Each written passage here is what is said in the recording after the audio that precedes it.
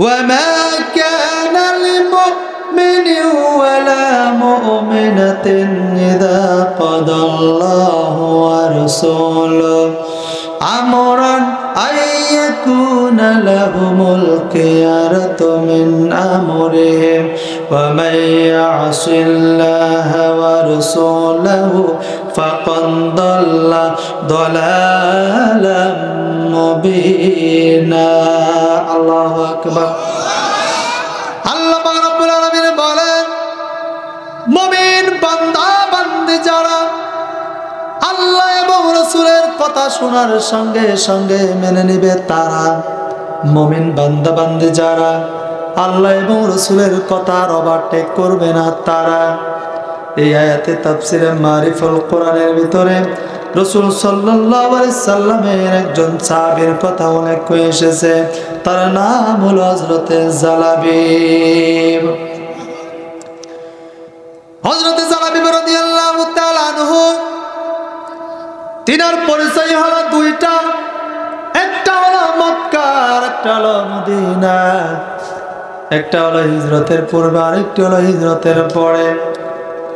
আল্লাহর নবী যখন ইসলামের প্রাথমিক যুগে আল্লাহর নবী যখন তাওহীদের দাওয়াত দিলেন, কোরআনের দাওয়াত দিলেন, সেই সময় রাসূল সাল্লাল্লাহু আলাইহি সাল্লামের কাছে জালাবিব রাদিয়াল্লাহু তাআলা আনহু বিশ্ব নবীজির কাছে হাত রেখে কালেমা পড়ে ইসলাম কবুল করে নিলেন। তিনি বিশ্ব নবীজির কাছে কোরআন তেলাওয়াত শিখার জন্য যাইতেন, তিনি কোরআন শিখতে যেতেন। একদিন হঠাৎ গভীর রজনী হয়ে গেল, রাত্রি হয়ে গেল, প্রতিমধ্যে তার চাচার সঙ্গে দেখা হয়ে গেল। এবার চাচা ডেকে বলে, জালাবিব তুমি এত রাত্রে কোথা থেকে আসলে একটু আমি জানতে চাই। হযরতে জালাবিব ডেকে বললেন, চাচা গো, যে বিশ্ব নবীর দরবারে আমি গিয়েছিলাম, যে বিশ্ব নবীর কদম মোবারক চুম্বন করতে পারলে আল্লাহর আরশ আজিম পর্যন্ত ধন্য হয়ে যায়, সেই বিশ্ব নবীর দরবার থেকে আমি মাত্র আসলাম।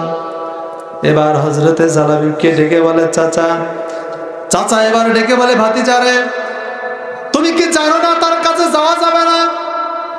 তুমি কি জানো না যে ওই কালেমা পড়ে ইসলাম কবুল করে নিয়েছে, তার উপরে জুলুম নির্যাতন শুরু হয়ে গেছে, তুমি কি জানো না তার কাছে যাওয়া যাবে না? এবার ভাতিজা ডেকে বলে, চাচা গো, হ্যাঁ আমি জানি। সম্মানিত ভাইরা আমার, বাজানেরা আমার, ভালো করে কান লাগান। সেই সময় যখন ইসলাম কবুল করেছিলেন সেই সময়টা ছিল খুবই একটি দুর্বিষহ অবস্থা। ইসলামের প্রাথমিক যুগে যখন আল্লাহর নবী কোরআনের দাওয়াত দিলেন, কোরআনের দাওয়াত যখন সুমাইয়া রাদিয়াল্লাহু তাআলা আনহার বাড়িতে যখন কোরআনের দাওয়াত হয়, কোরআনের তালিম হয়, আবু জেহেল গিয়ে বলে, ও সুমাইয়া রে, তুমি কি জানো না এই যে কোরআন, এই কোরআনের দাওয়াত দেওয়া যাবে না, এমন কি কোরআনের তালিম করা যাবে না? তুমি কি জানো না কোরআনের কথা বলা যাবে না, আব্দুল্লাহর পুত্র মুহাম্মদের কথা শোনা যাবে না? 144 ধারা জারি, কিন্তু অথচ তোমার বাড়িতে কোরআনের দাওয়াত হয়, তোমাদের বাড়িতে কোরআনের তালিম হয়। এবার সুমাইয়া ডেকে বলে, হ্যাঁ হয়।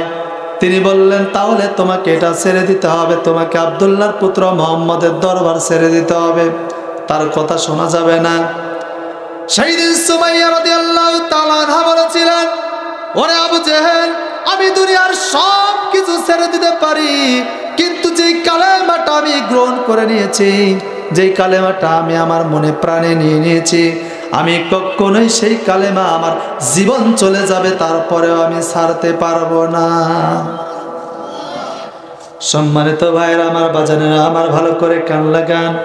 হযরতে সুমাইয়া রাদিয়াল্লাহু তাআলা আনহাকে ওই সেই মক্কার কাফের নেতা আবু জেহেল বল্লম দিয়ে আঘাত করে তাকে দুনিয়া থেকে বিদায় করে দিয়ে দিলেন।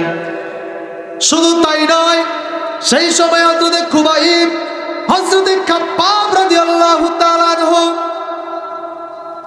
অনেক সাহাবীর উপরে জুলুম নির্যাতনের স্টিমরোলার ক্রমাগত বেড়ে চলছিল। হযরতে খাব্বাব রাদিয়াল্লাহু তাআলা আনহুর উপরে যে জুলুম নির্যাতন চলছিল, আল্লাহর নবীর একদিন খেদমতে গেলেন, গিয়ে তিনি বললেন, ইয়া রাসূলুল্লাহ, ইয়া হাবিবাল্লাহ, আলা তাস্তানসিরু লানা আলা তাদউ লানা, হে আল্লাহর নবী, আপনি কি আমাদের জন্য দোয়া করেন না? আমরা তো মার খেয়ে শেষ হয়ে গেলাম, ক্ষুধার যন্ত্রণায় শেষ হয়ে গেলাম। ওগো আল্লাহর নবী, আপনি কি আমাদের জন্য দোয়া করেন না? আল্লাহর নবী কাবা শরীফে সায়ারাম ফরমাচ্ছিলেন।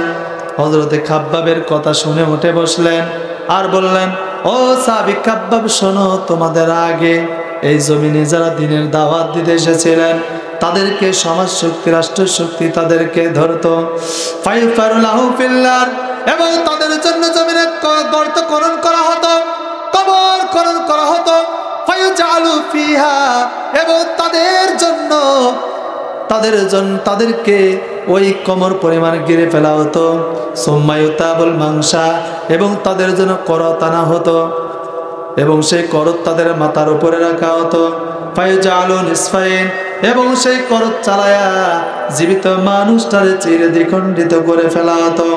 ও সাহাবী খাব্বাব, শোনো, মা ইয়াসুদ্দু যালিকা দীনি, এত কষ্ট, এত নির্যাতন দেওয়ার পরেও ওই যুগের একজন দ্বীনের দায়ীকেও তারা দিন থেকে সরাতে পারে নাই। আউযু বিল্লাহি মিনাশ শাইতানির রাজিম। বিসমিল্লাহির রাহমানির রাহিম। ওয়া মা কানা লিমুমিনিন ওয়ালা মুমিনাতিন ইযা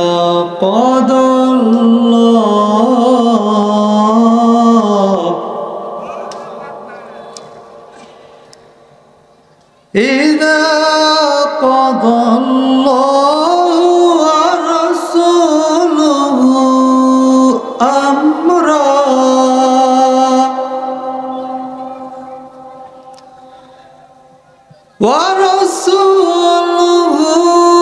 أمرا أن يكون لهم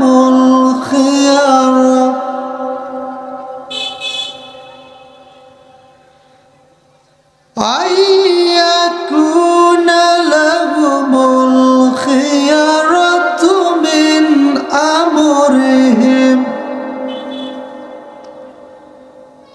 ومن يعص الله ورسوله فقد ضل ضلالا مبينا. صدقت يا رب العالمين. وعن أبي سعيد الخدري رضي الله تعالى عنه أنه قال قال رسول الله صلى الله عليه وسلم من رأى منكم منكرا فليغيره بيده فإن لم يستطع فبلسانه فإن لم يستطع فبقلبه وذلك أضعف الإيمان. رواه البخاري. وقال تعالى في شان حبيبه مخبرا وآمرا إن الله وملائكته يصلون على النبي يا أيها الذين آمنوا صلوا عليه وسلموا تسليما. মরতেই হবে যখন শহীদি মরণ দিও আমাকে, মরতেই হবে যখন শহীদি মরণ দিও আমাকে, শাহাদাত জানি শুধুই জীবন, শাহাদাত জানি শুধুই জীবন, সে জীবন দিও আমাকে,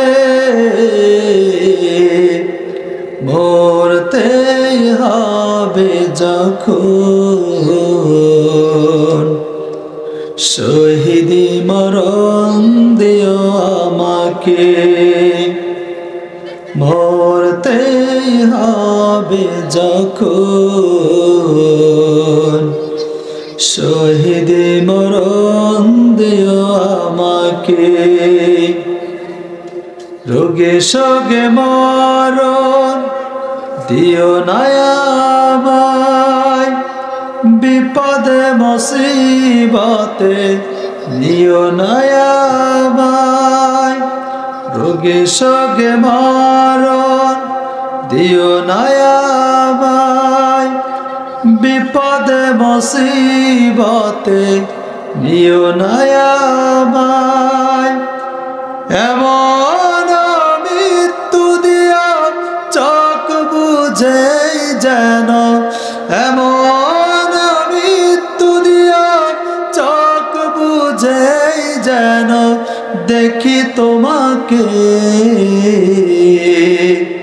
মরতেই হবে যখন, শহীদি মরণ দিও আমাকে, মরতেই হবে যখন। আমি আপনাদের সামনেও দুই একটা আমি কথা বলবো। অনেক বক্তা আলোচনা করে গেছেন, আসলে আলোচনা বেশি শোনা লাগে না। আখলিস দিনাক্কা একফিকাল আমালুল কলিল, অল্প হোক সেটাই যদি সঠিকভাবে আমল করে নাজাতের জন্য যথেষ্ট হবে। কথা বলেন ঠিক না বেঠিক? তো সুতরাং আমরা এখানে আলোচনা শুনতে এসেছি, কোরআন থেকে কিছু নিব, যতটুকুই নিই আমল করার দরকার। বলেন তো আছে না নাই? আরও জোরে বলতে হবে আছে না নাই? তো সুতরাং আমরা আমল করার নিয়াতে আমরা এখানে বসেছি। ইনশাআল্লাহ কোরআন থেকে দুই একটি কথা হবে। কি আপনারা কি কোরআন থেকে যদি কথা বলি কি আপনারা কি কষ্ট পাবেন? আপনাদের রাগ হবে? আপনারা চলে যাবেন? থাকবেন তো ইনশাআল্লাহ? কারা কারা থাকবেন না দুই হাত তুলে দেখান। কি আপনারা থাকবেন না? থাকবেন? জি আলহামদুলিল্লাহ, উনি থাকবেন, ঝুলে উঠায় বেড়েছে। কি কথা বলেন ঠিক না বেঠিক? তো ইনশাল্লাহ আমরা কোরআন থেকে দুই একটা আমরা কথা শুনবো। হ্যাঁ, কোরআনের যেখানে আলোচনা হয় সেখানে দুই শ্রেণীর মানুষ থাকে। কোরআনে আলোচনা শোনার জন্য যারা আসবে এখানে দুইটা শ্রেণীর মানুষ থাকবে। আবু বক্করের মতন মন নিয়ে যারা বসবে কোরআনের আলোচনা শুনবে, আবু বক্করের মতন ঈমান বেড়ে যাবে। সুবহানাল্লাহ বলেন। আবু বক্করের মতন ঈমান বাড়বে না কমবে? বাড়বে। আর যেখানে কোরআনে আলোচনা হয় আবু জাহেলের নাতিপুতি দুই একটা বলেন তো আছে না নাই? আছে। তাহলে তারা কোরআন আলোচনা শোনার সাথে সাথে তাদের শয়তানি বাড়বে না কমবে? কথা বলেন। তাহলে যতই তাদের শয়তানি বাড়ুক না কেন মুসলমান কখনোই কোরআন ছাড়বে? কথা বলেন। মসজিদ ছাড়বে? মাদ্রাসা ছাড়বে? দারু টিভি ছাড়বে? যত ইহুদি খ্রিস্টানের নাস্তিকের গোষ্ঠীর আর বাতিল শক্তিরা যত বড় ষড়যন্ত্র করুক না কেন মুসলমানদের কখনো দিন থেকে, কোরআন থেকে, ইসলাম থেকে দূরে সরাতে পারবে? আরো জোরে বলেন পারবে না। সুতরাং আমরা কোরআনে আলোচনা এখানে শোনার জন্য আমরা এসেছি। সম্মানিত উপস্থিতি, এই কোরআন থেকে যদি আমরা দূরে সরে থাকি, আমরা দেখেছি আল্লাহ তাআলা ছাড় দেন কিন্তু ছেড়ে দেন না। কথা বলেন ঠিক না বেঠিক?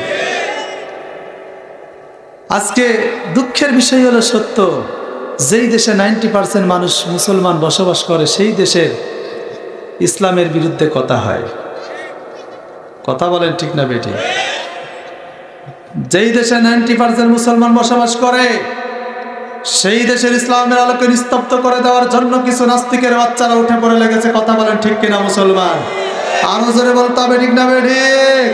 সুতরাং আমরা এই ময়দান থেকে হুঁশিয়ারি করে বলতে চাই, এই বাংলার জমিন কোরআনের জমিন, এই বাংলার জমিন মসজিদ মাদ্রাসার জমিন, এই জমিন আল্লাহু আকবার তাকবীরে ধ্বনি মধ্য দিয়ে সূর্য উদিত হয়, এই জমিন আল্লাহু আকবার তাকবীরে ধ্বনি মধ্য দিয়ে সূর্য অস্তমিত হয়। যেই দেশে লক্ষ লক্ষ মসজিদ রয়েছে, লক্ষ লক্ষ মাদ্রাসা রয়েছে, যেই দেশে লক্ষ লক্ষ উলামায়ে কেরাম রয়েছে, যেই দেশের মানুষেরা মসজিদ আযান শোনার সাথে সাথে দুনিয়াবি সকল প্রকার কর্মকাণ্ড ফেলে রেখে আল্লাহর সামনে সিজদা দেওয়ার জন্য চলে আসে, সেই দেশে ইসলামের আলোকে নিস্তব্ধ করে দেওয়ার জন্য যারা ষড়যন্ত্র করছো, তাদেরকে বলি আরেকবার যদি কোরআনের বিরুদ্ধে কথা বলেছো, তোমাদের জিহ্বা কেটে কুকুর দিয়ে খাওয়ানো হবে। কথা বলেন ঠিক না বেঠিক? আরো জোরে বলতে হবে ঠিক না বেঠিক? সম্মানিত ভাইরা, ইসলামের আলো আল্লাহ তাআলা প্রজ্বলিত করেছেন, এই আলো কেউ নিভাতে পারবে না। নমরুদ প্রতিষ্ঠা করেছিল, পারে নাই। আবু জেহেল প্রতিষ্ঠা করেছিল, পারে নাই। উতবা সাইবারা প্রতিষ্ঠা করেছিল, পারে নাই। যুগে যুগে তাদের উত্তরসূরিরা প্রতিষ্ঠা করেছিল, পারে নাই। আজকেও যারা প্রতিষ্ঠা করবে পারবে না, ভবিষ্যতে যারা প্রতিষ্ঠা করবে পারবে না।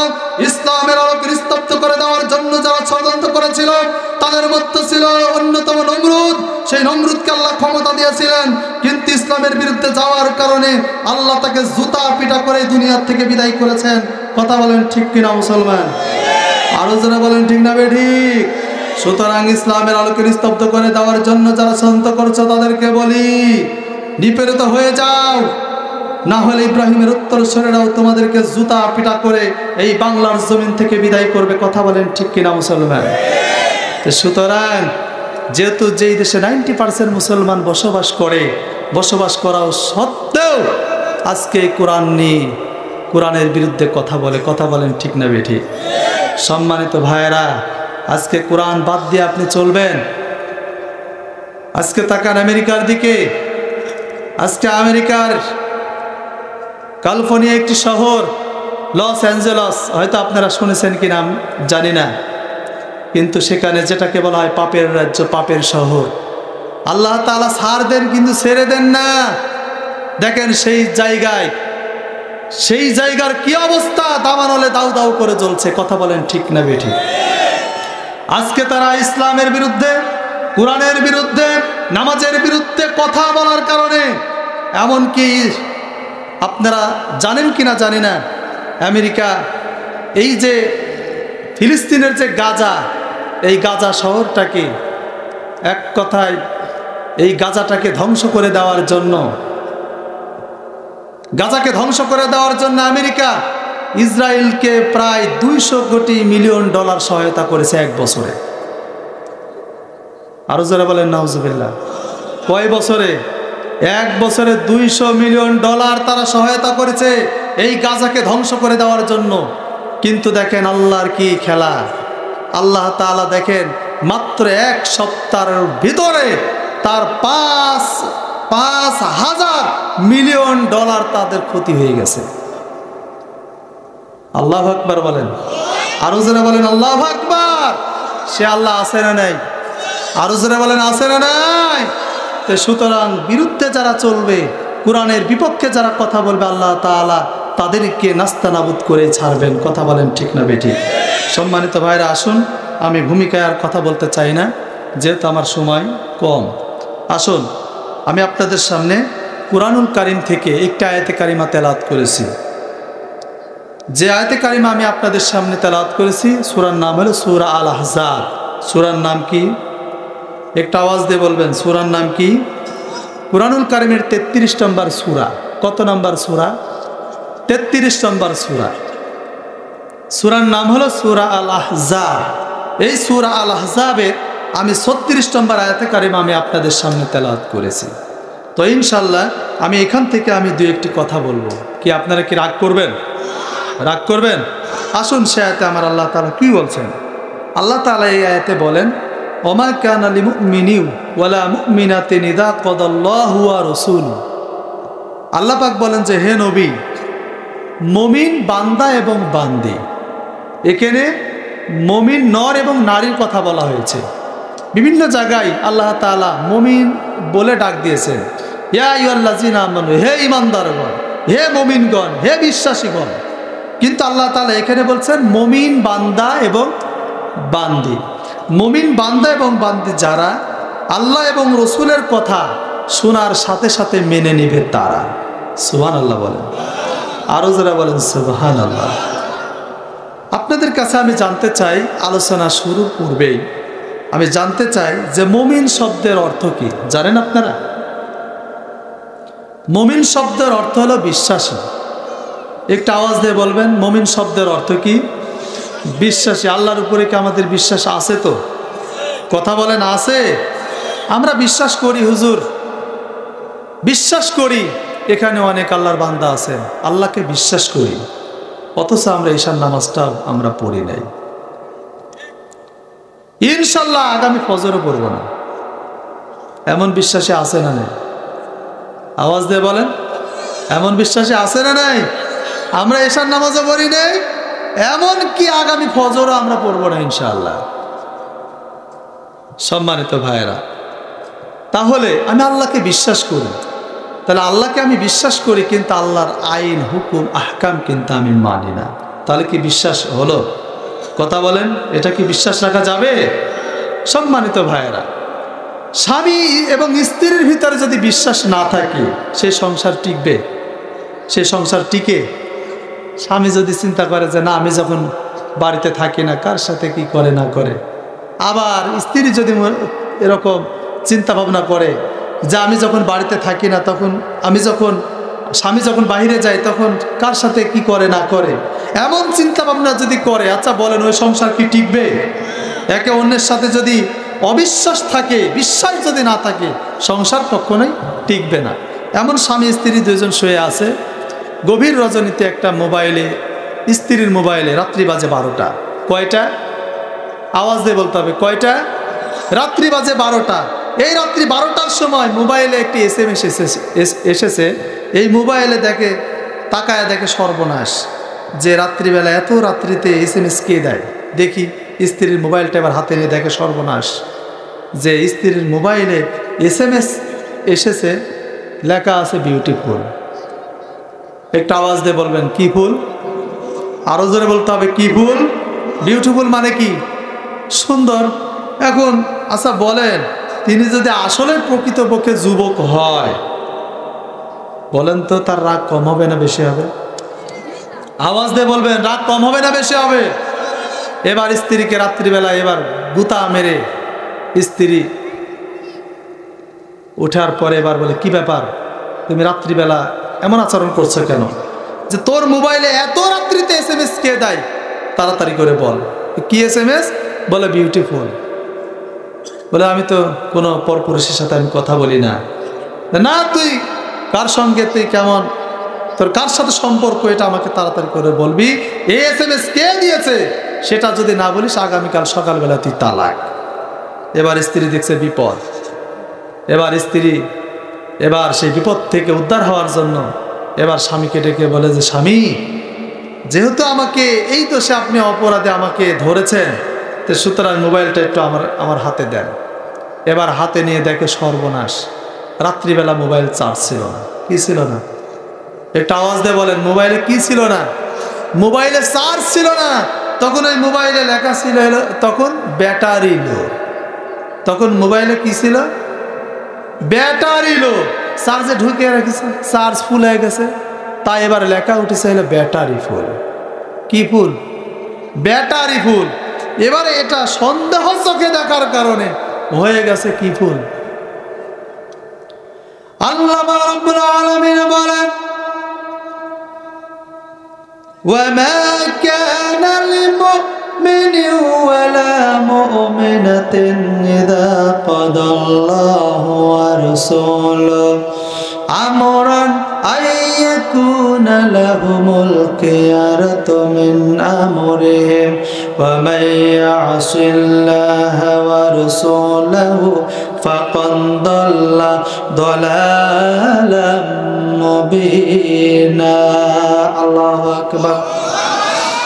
আল্লাহ পাক রব্বুল আলামিন বলেন, মুমিন বান্দা বান্দী যারা আল্লাহ এবং রাসূলের কথা শোনার সঙ্গে সঙ্গে মেনে নেবে, তারা মুমিন বান্দা বান্দী যারা আল্লাহ এবং রাসূলের কথার ওভারটেক করবে না, তারা। এই আয়াতে তাফসিরে মারিফুল কোরআনের ভিতরে রাসূল সাল্লাল্লাহু আলাইহি সাল্লামের একজন সাহাবীর কথা উল্লেখ করে এসেছে, তার নাম হলো হযরত জালাবিব। হযরত জালাবিব রাদিয়াল্লাহু তাআলা আনহু, তিনার পরিচয় হলো দুইটা, একটা হলো মক্কা আর একটা হলো মদিনা, একটা হলো হিজরতের পূর্বে আর একটা হলো হিজরতের পরে। আল্লাহর নবী যখন ইসলামের প্রাথমিক যুগে আল্লাহর নবী যখন তাওহীদের দাওয়াত দিলেন, কোরআনের দাওয়াত দিলেন, সেই সময় রাসূল সাল্লাল্লাহু আলাইহি সাল্লামের কাছে জালাবিব রাদিয়াল্লাহু তাআলা আনহু বিশ্ব নবীজির কাছে হাত রেখে কালেমা পড়ে ইসলাম কবুল করে নিলেন। তিনি বিশ্ব নবীজির কাছে কোরআন তেলাওয়াত শিখার জন্য যাইতেন, তিনি কোরআন শিখতে যেতেন। একদিন হঠাৎ গভীর রজনী হয়ে গেল, রাত্রি হয়ে গেল, প্রতিমধ্যে তার চাচার সঙ্গে দেখা হয়ে গেল। এবার চাচা ডেকে বলে, জালাবিব তুমি এত রাত্রে কোথা থেকে আসলে একটু আমি জানতে চাই। হযরত জালাবিব ডেকে বললেন, চাচা গো, যে বিশ্ব নবীর দরবারে আমি গিয়েছিলাম, যে বিশ্ব নবীর কদম মোবারক চুম্বন করতে পারলে আল্লাহর আরশ আজিম পর্যন্ত ধন্য হয়ে যায়, সেই বিশ্ব নবীর দরবার থেকে আমি মাত্র আসলাম। এবার হযরতে জালাবিবকে ডেকে বলে, চাচা। চাচা এবার ডেকে বলে, ভাতিজারে তুমি কি জানো না তার কাছে যাওয়া যাবে না? তুমি কি জানো না যে ওই কালেমা পড়ে ইসলাম কবুল করে নিয়েছে, তার উপরে জুলুম নির্যাতন শুরু হয়ে গেছে, তুমি কি জানো না তার কাছে যাওয়া যাবে না? এবার ভাতিজা ডেকে বলে, চাচা গো, হ্যাঁ আমি জানি।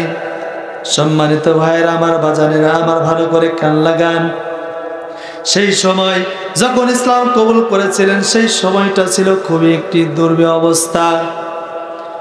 ইসলামের প্রাথমিক যুগে যখন আল্লাহর নবী কোরআনের দাওয়াত দিলেন, কোরআনের দাওয়াত যখন সুমাইয়া রাদিয়াল্লাহু তাআলা আনহার বাড়িতে যখন কোরআনের দাওয়াত হয়, কোরআনের তালিম হয়, আবু জেহেল গিয়ে বলে, ও সুমাইয়া রে, তুমি কি জানো না এই যে কোরআন, এই কোরআনের দাওয়াত দেওয়া যাবে না, এমন কি কোরআনের তালিম করা যাবে না? তুমি কি জানো না কোরআনের কথা বলা যাবে না, আব্দুল্লাহর পুত্র মুহাম্মদের কথা শোনা যাবে না? 144 ধারা জারি, কিন্তু অথচ তোমার বাড়িতে কোরআনের দাওয়াত হয়, তোমাদের বাড়িতে কোরআনের তালিম হয়। এবার সুমাইয়া ডেকে বলে, হ্যাঁ হয়। তিনি বললেন, তাহলে তোমাকে এটা ছেড়ে দিতে হবে, তোমাকে আব্দুল্লাহর পুত্র মুহাম্মদের দরবার ছেড়ে দিতে হবে, তার কথা শোনা যাবে না। সেই দিন সুমাইয়া রাদিয়াল্লাহু তাআলা আনহা বলেছিলেন, ওরে আবু জেহেল, আমি দুনিয়ার সব কিছু ছেড়ে দিতে পারি, কিন্তু যেই কালেমাটা আমি গ্রহণ করে নিয়েছি, যেই কালেমাটা আমি আমার মনে প্রাণে নিয়ে নিয়েছি, আমি কখনোই সেই কালেমা, আমার জীবন চলে যাবে তারপরেও আমি ছাড়তে পারবো না। সম্মানিত ভাইরা আমার, বাজানেরা আমার, ভালো করে কান লাগান।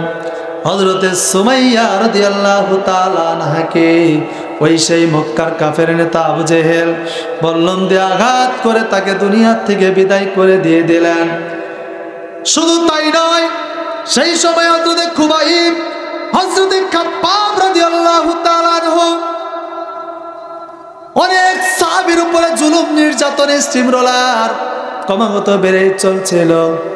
হযরতে খাব্বাব রাদিয়াল্লাহু তাআলা আনহুর উপরে যে জুলুম নির্যাতন চলছিল, আল্লাহর নবীর একদিন খেদমতে গেলেন, গিয়ে তিনি বললেন, ইয়া রাসূলুল্লাহ, ইয়া হাবিবাল্লাহ, আলা তাস্তাগফিরু লানা, আলা তাদউ লানা, হে আল্লাহর নবী, আপনি কি আমাদের জন্য দোয়া করেন না?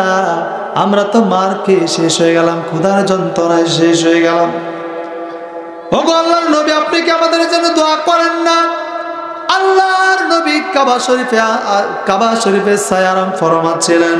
হযরতে খাব্বাবের কথা শুনে উঠে বসলেন আর বললেন, ও সাহাবী খাব্বাব, শোনো, তোমাদের আগে এই জমিনে যারা দ্বীনের দাওয়াত দিতে এসেছিলেন, তাদেরকে সমাজ শক্তি, রাষ্ট্র শক্তি তাদেরকে ধরতো, ফাইফারুলাহু ফিল্লার, এবং তাদের জন্য জমিনে গর্ত খনন করা হতো, কবর খনন করা হতো, ফায়াজালু ফিহা, এবং তাদেরকে ওই কোমর পরিমাণ গিরে ফেলা হতো। সুম্মা ইউতাবুল মাংসা, এবং তাদের জন্য করত আনা হতো এবং সেই করত তাদের মাথার উপরে রাখা হতো। ফায়াজালু নিসফাইন, এবং সেই করত চালায়া জীবিত মানুষটারে চিরে দ্বিখণ্ডিত করে ফেলা হতো। ও সাবি খাপ্পাব শোনো, মায়াসুদ্দু যালিকা দিনি, এত কষ্ট এত নির্যাতন দেওয়ার পরেও ওই যুগের একজন দ্বীনের দায়ীকেও তারা দিন থেকে সরাতে পারে নাই। সম্মানিত ভাইরা আমার, বাজানেরা আমার, হযরতে জালাবি বললেন, ওগো চাচা, হ্যাঁ আমি জানি আজকে যারা ঈমান নামক নিয়ামতটা যারা গ্রহণ করেছে, আজকে তাদের উপরে জুলুম নির্যাতন চলছে।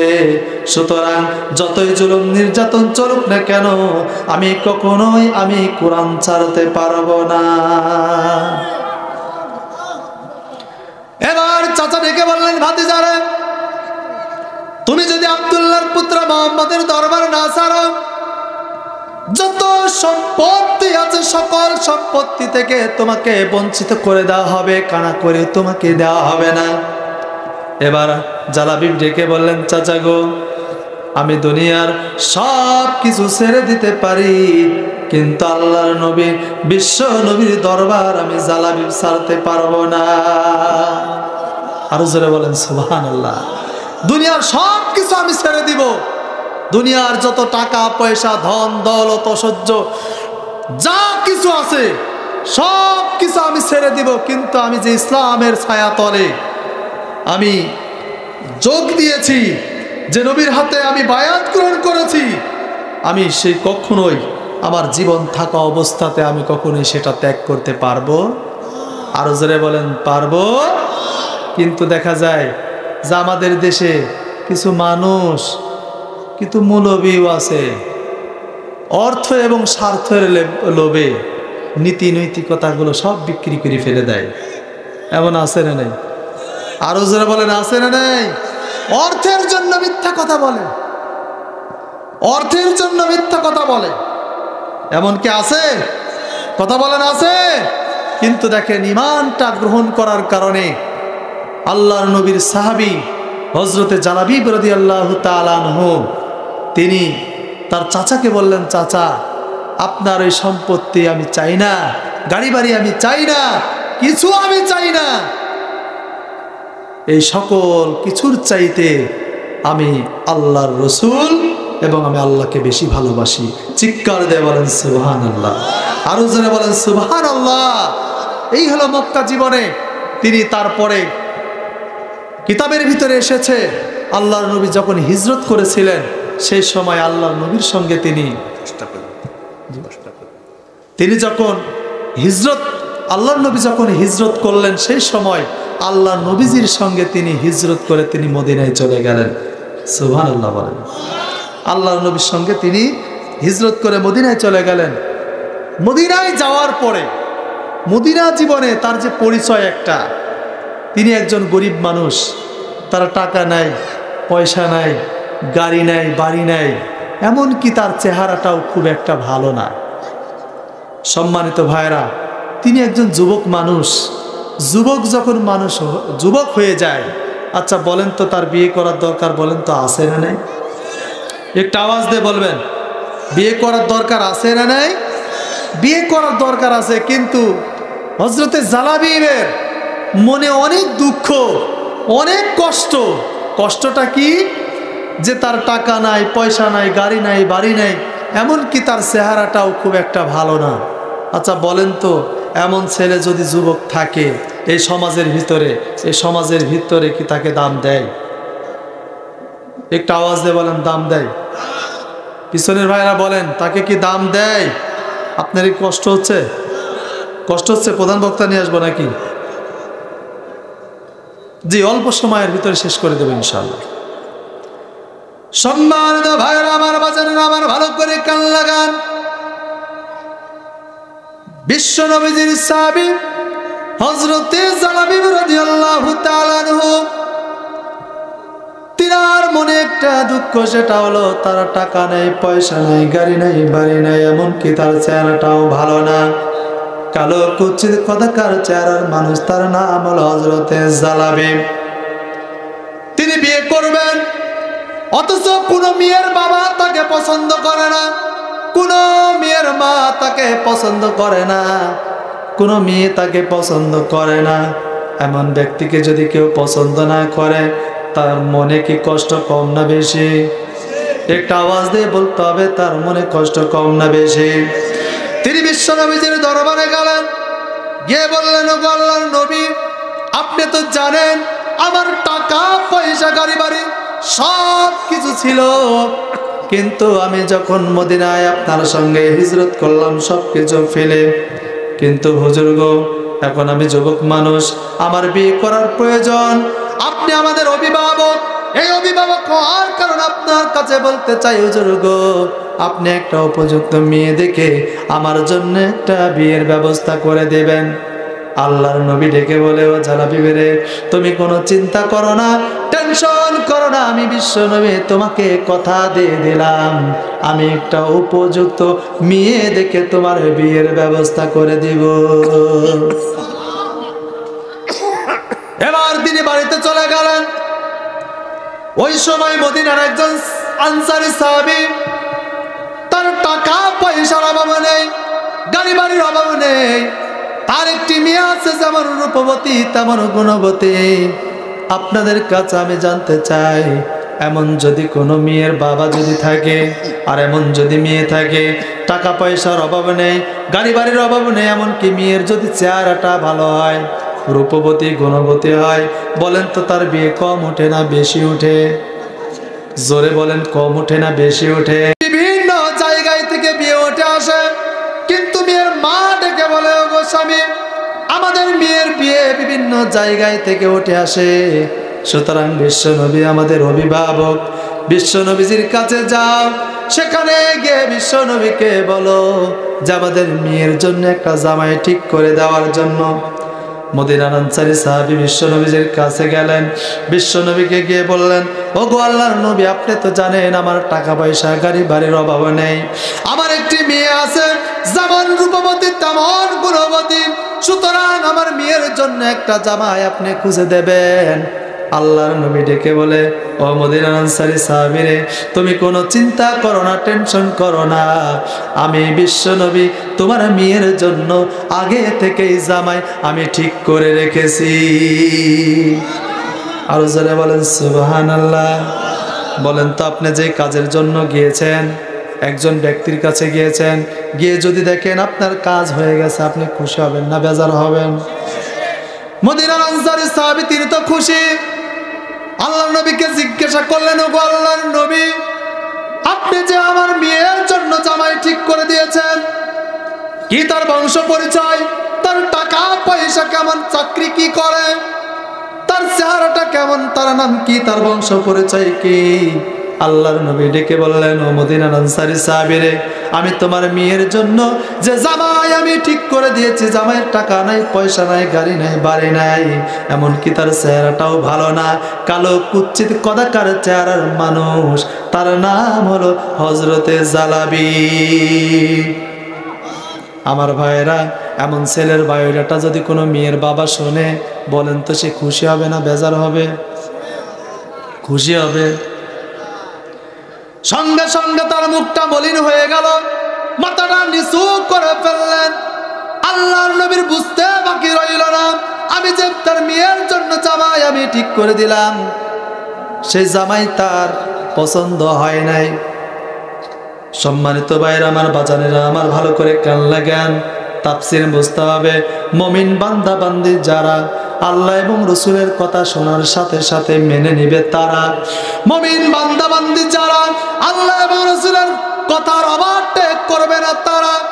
কিন্তু মদিনার আনসারী সাহাবী আল্লাহর নবীর কথাটি শোনার সাথে সাথে তার মুখটা মলিন হয়ে গেল, মাথাটা নিচু করে ফেললেন।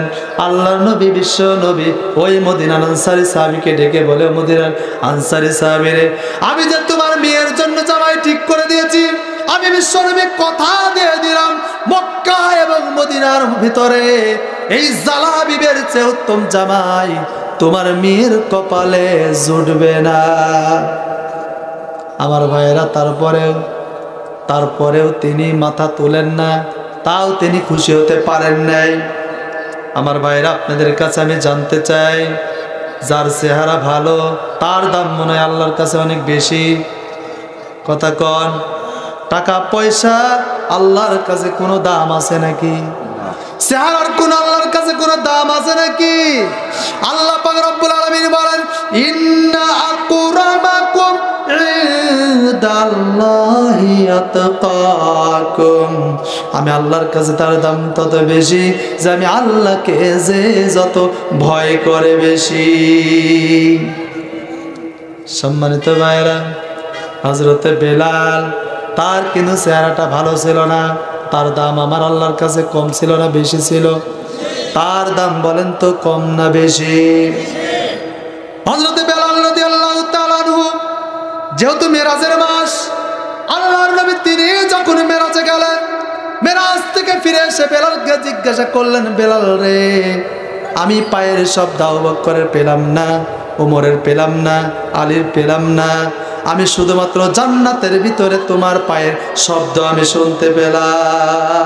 সুবহানাল্লাহ বলেন।